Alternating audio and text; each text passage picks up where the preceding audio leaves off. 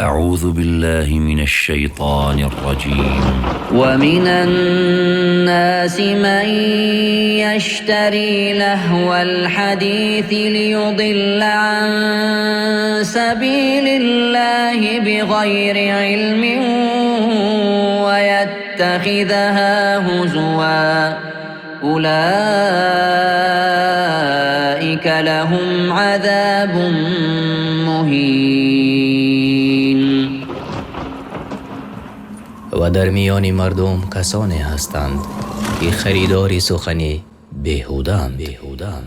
معنای سخنی بیهوده یعنی هر سخنی که انسان را از طاعت و رضاگی پروردگار باز می دارد تا به یگان دانش مردم را از راه الله گمراه سازند و قرآن را به مسخره گیرند. برای آن گروه عذاب خار کننده است. سوره لقمان آیت 6. سبب نازل شدن آیت مذکور را بعضی از مفسران در شأن یکی از سرداران سرکش مکه نصر ابن حارث دانستند. نام برده غلامزنهای رقاصه آوازخوان را در رفت سفری تجارتی از دیگر شهرها می خرید و به مکه می آورد. چون می دید که کسی روی به اسلام آورده است، یکی از آنها را می گرفت و به نزد او می رفت. به زن آوازخوان می فرمود به او طعام ده، خمر نوشان و نزد او رقص و آوازخوانی کن و به او بگو که به محمد ایمان آوردن، نماز خواندن و روزه گرفتن و به جهاد رفتن مردن چی سود دارد؟ آیا این کاری ما برای تو خوب نیست؟ یعنی رقصیدن و سراییدن.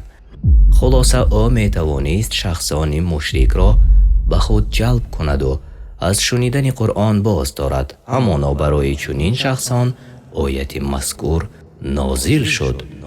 او و امثال او را محکوم کرده گفت که از جمله مردم شخصانی هستند که مردم را از راه حق گمراه سازند و به یگان دانش سخن بیهوده را خریداری می کنند و خود را سزاواری نکوهش قرار می دهند.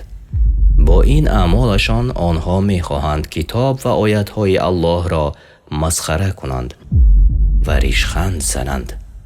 الله تعالی برای گروهی که آیتهای الله را اهانت می کند عذاب سختی خار کننده را مهیا ساخته است. کسی گرفتاری چنین عذاب گردد ابدی خار خواهد شد.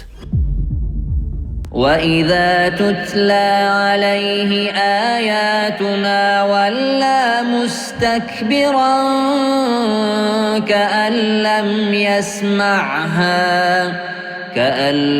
يَسْمَعْهَا كَأَنَّ فِي أُذُنَيْهِ وَقْرًا فَبَشِّرْهُ بِعَذَابٍ أَلِيمٍ. و چون آیات ما بر او خوانده شوند با خود پسندی روی برگرداند و تکبر کند، چنان که گویا آن آیات ما را نشنیده است، یا مانند کسی که در هر دو گوش وی وزنینی هست که چیزی را نمی شنود. ای پیامبر، او را به عذاب دردآور روز قیامت مژده ده. سوره لقمان آیت 7.